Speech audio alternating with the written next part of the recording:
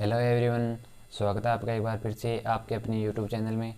So guys, आज की हमारी क्लास है वो मानव के श्वसन तंत्र यानी कि रेस्पिरेटरी सिस्टम ऑफ ह्यूमन पर आधारित है।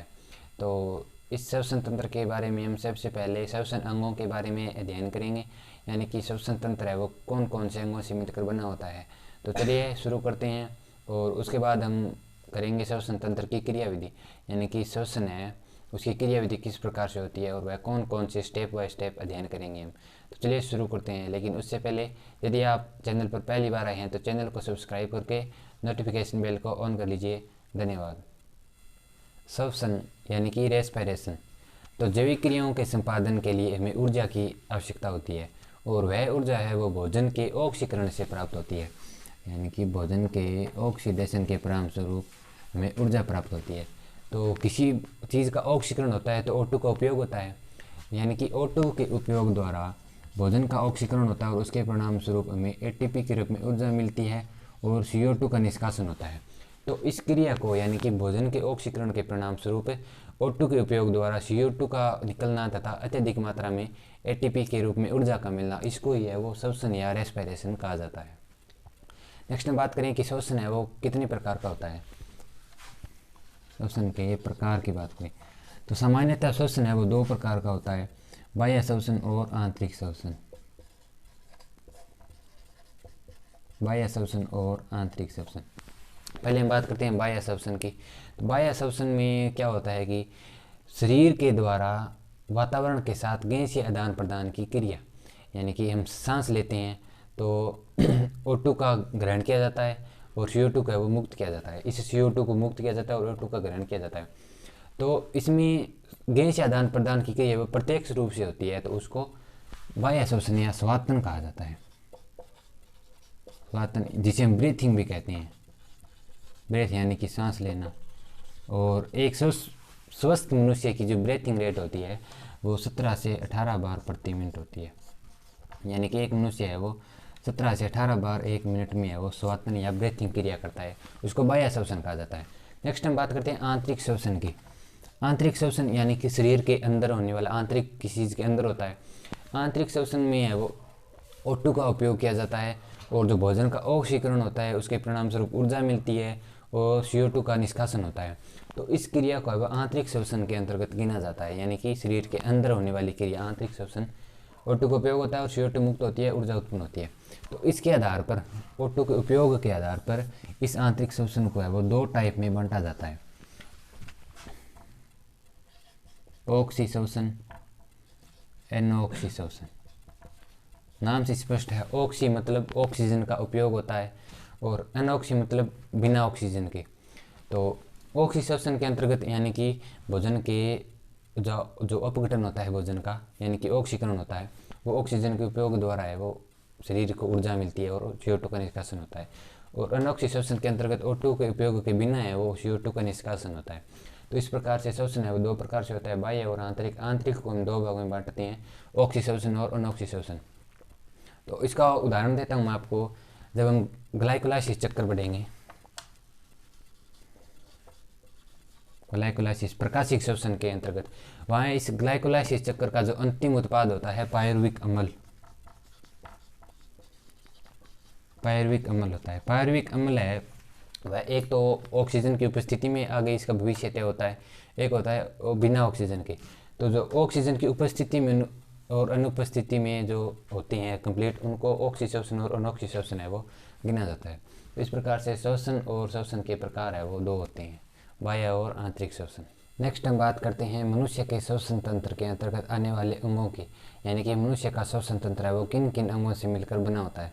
तो हम प्राइमरी क्लासेस से पढ़ते आ रहे हैं वही होंगे, जैसे कि नासा छिद्र या नासा द्वार। छठी क्लास से यह टॉपिक शुरू हो जाता है श्वसन तंत्र। नासा छिद्र, नासा द्वार और नासा गुहा। उसके बाद कंठ, यहाँ पर एक एपिग्लोटिस आएगा।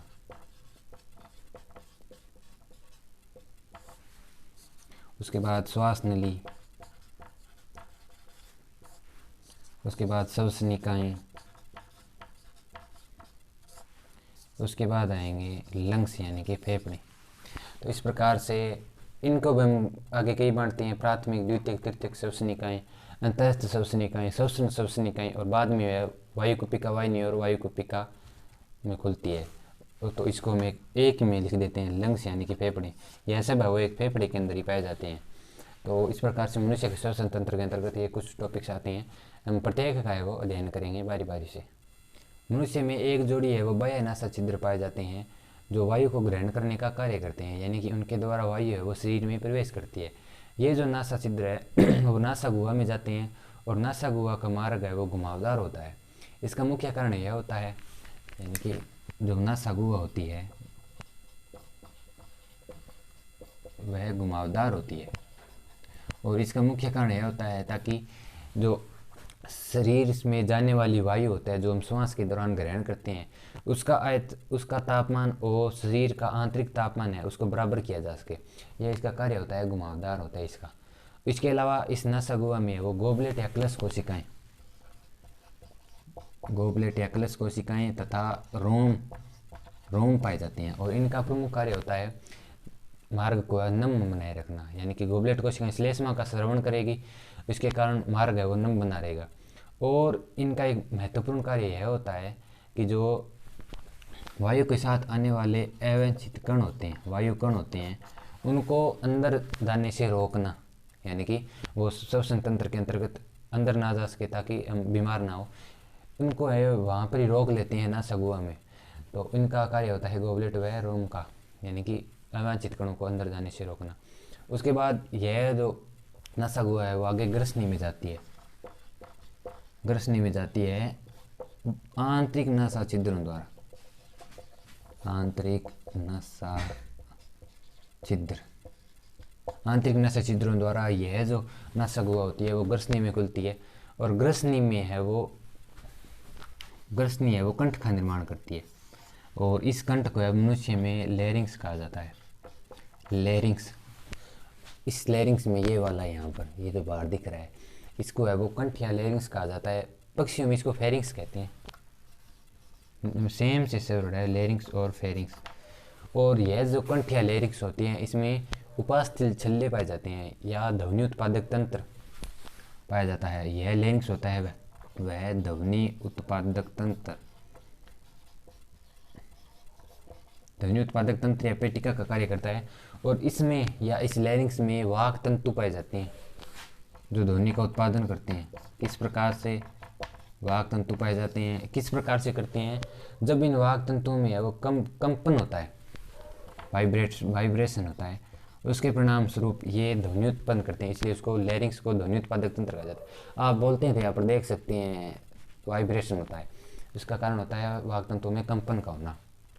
उसके बाद यह ग्रसनी है वो आगे ग्रास नाल, यह जो ग्रसनी है वो ग्रास नाल और श्वास नली में विभक्त हो जाती है। यह ग्रस नली दो भागों में बंट जाती है, और इन दोनों के ग्रास नाल व श्वास नली के जो उभयनिष्ठ मार्ग होता है उसका नियंत्रण एपिग्लोटिस, जिसको हिंदी में घंटी द्वार बोलते हैं, आप इंग्लिश वाला याद रखें एपिग्लोटिस। इस एपिग्लोटिस द्वारा इन दोनों के जो उभयनिष्ठ मार्ग होता है उनका नियंत्रण किया जाता है। किस प्रकार से, ग्रास नाल यानी कि हम भोजन खाते हैं, वह भोजन है वो नीचे अमाशय में जाता है ग्रास नाल द्वारा, और श्वास नली है वो वायु को नीचे भेजती है फेफड़ों में, श्वास नली।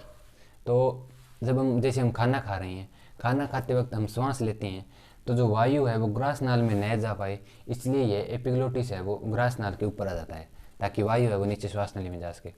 और जब हम भोजन खा रहे होते हैं तो श्वास नली के ऊपर यह एपिग्लोटिस आ जाता है ताकि भोजन है वो श्वास नली में नहीं जा पाए।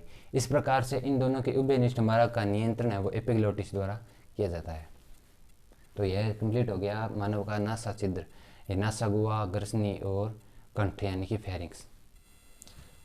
नासा द्वार के बाद नेक्स्ट है श्वास नली, यानी कि ग्रसनी के बाद श्वास नली आती है ये वाली यहाँ से, जिसके द्वारा जो वायु होती है उसको नासा गुहा से ग्रसनी में, और ग्रसनी से वो श्वास नली आगे प्रारंभ होती है, और श्वास नली है वो वायु को सीधे श्वसनिकाओं में विभक्त होकर फेफड़ों में ग्रहण करती है। तो श्वास नली है वह मनुष्य में 12 सेंटीमीटर लंबी नलिका होती है, और इस नलिका में है वो सी आकार के उपास्थल छल्ले पाए जाते हैं।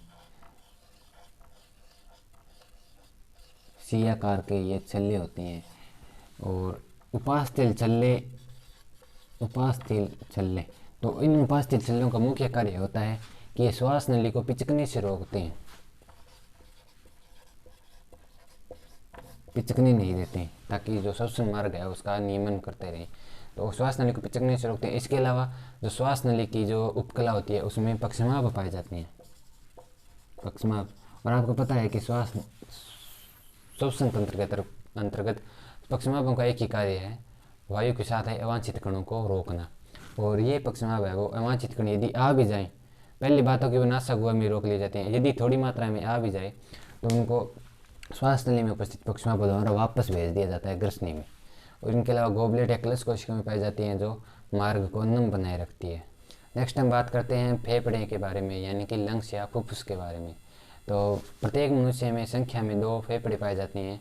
वक्ष गुहा के अंदर पसलियों से बने पिंजर में वो बंद रहती हैं, सुरक्षा के लिए पसलियाँ पाई जाती है, गुलाबी रंग के होते हैं। और प्रत्येक फेफड़े में श्वास नली है वो श्वसनिका में विभक्त हो जाती है, यानी कि ये श्वास नली है वो श्वसनिका में बंट जाती है। इसको हम लिख देते हैं श्वसनिका। और यह श्वसनिका आगे प्राथमिक श्वसनिका, द्वितीयक श्वसनिका, तृतीयक श्वसनिका, यानी कि कई श्वसनिकाओं में विभक्त हो जाती है। और अंतिम रूप से यह अंतस्थ श्वसनिका,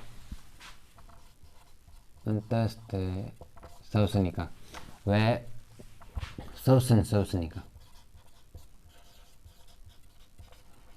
और यह जो श्वसन श्वसनिका है वो बाद में वायुकुप्पिका के एट्रियम भाग में या वायुकुप्पिका कोश में,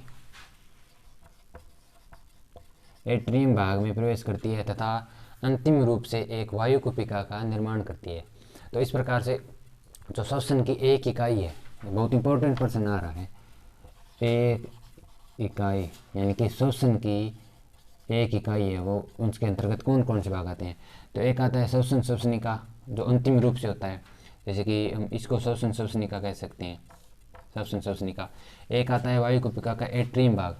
एट्रियम भाग वह भाग होता है जिसमें कई वायुकुप्पिकाएँ पाई जाती है, इसको वायुकुप्पिका कोश कहा जाता है। तो यह वो एक एट्रियम भाग हो गया।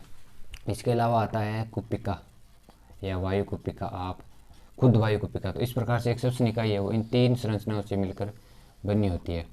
और यह वायुकुप्पिका है वो श्वसन के लिए आवश्यक स्थल उपलब्ध करवाती है, यानी कि इस वायुकुप्पिका के ऊपर ही वो श्वसन का संपूर्ण होता है, श्वसन संपूर्ण होता है, भोजन का ऑक्सीकरण है वो यहीं पर संपन्न होता है। और यह जो वायुकुप्पिका होती है इसकी भित्ति के ऊपर है वो, ऊपर की कोशिकाओं में रक्त है वो सतत रूप से बहता रहता है, सतत रूप से रक्त बहता रहता है। परिणाम स्वरूप यह जो अशुद्ध रक्त होता है जो फुफ्फुस धमनी से आता है, फुफ्फुस धमनी। तो आप सोच रहे होंगे धमनी है तो अशुद्ध रक्त कैसे होगा। यह हम प्राइमरी क्लासेस से पढ़ते आ रहे हैं कि फुफ्फुस शिरा में शुद्ध रक्त होता है और फुफ्फुस धमनी में अशुद्ध रक्त होता है। यह बात हम प्री संचरण तंत्र के दौरान और क्लियर करेंगे। तो फुफ्फुस धमनी से जो अशुद्ध रक्त आता है जिसमें वो भोजन का ऑक्सीकरण नहीं किया होता, तो उसका ऑक्सीकरण किया जाता है यहाँ पर। यह तो होगी एक श्वसन इकाई। एक नाम आता है श्वसन सतह, ये तो बहुत इंपॉर्टेंट है, एक श्वसन इकाई और एक आ गया श्वसन सतह। तो श्वसन सतह का निर्माण है वो किन किन संरचनाओं से मिलकर होता है। तो श्वसन सतह का निर्माण एक तो हो गया वायुकुप्पिका, वायुकुप्पिका की उपकला, दूसरा हो गया कोशिका, कोशिका की अंतःकला, और तीसरा हो गया इनके बीच की आधारीय कला, आधारीय कला। तो इस प्रकार से एक श्वसन इकाई का निर्माण इन तीनों से होता है और एक श्वसन सतह का निर्माण है वो वायुकुप्पिका, वायुकुप्पिका की कला, कोशिका की अंतःकला ये वाली, और इनके बीच की आधारीय कला से है वो एक श्वसन सतह का निर्माण होता है। इस प्रकार से यह वो श्वसन तंत्र की जो मुख्य इकाई होती है वायुकुप्पिका, वह एक फेफड़ों में पाई जाती है। और मनुष्य के प्रत्येक फेफड़े में संख्या में 60 करोड़, बहुत अधिक मात्रा है, प्रत्येक फेफड़े में 60 करोड़ ऐसी वायुकुप्पिकाएँ पाई जाती है जिनके द्वारा है वो कोशिकाओं में भोजन का ऑक्सीकरण होता रहता है और CO2 का उपयोग होता है, कार्बन डाइऑक्साइड मुक्त होती है, ATP के रूप में ऊर्जा मिलती है। ये तो बात हो गई वायु कोशिकाओं की। तो हम बात करते हैं फेफड़ों के बारे में और जानकारी की।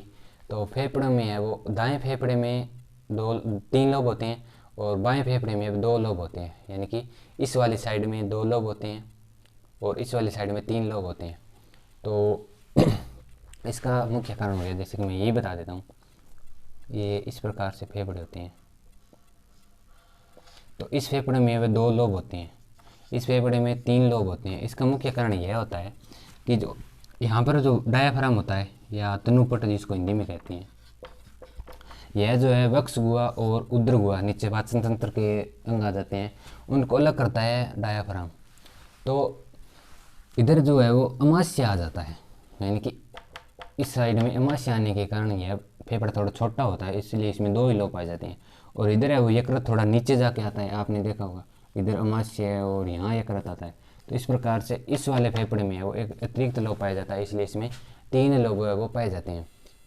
श्वसन तंत्र की संरचना के बारे में जानने के बाद अब हमारा टॉपिक है श्वसन की क्रियाविधि, यानी कि श्वसन की क्रियाविधि वो कौन कौन से चरणों में संपूर्ण होती है।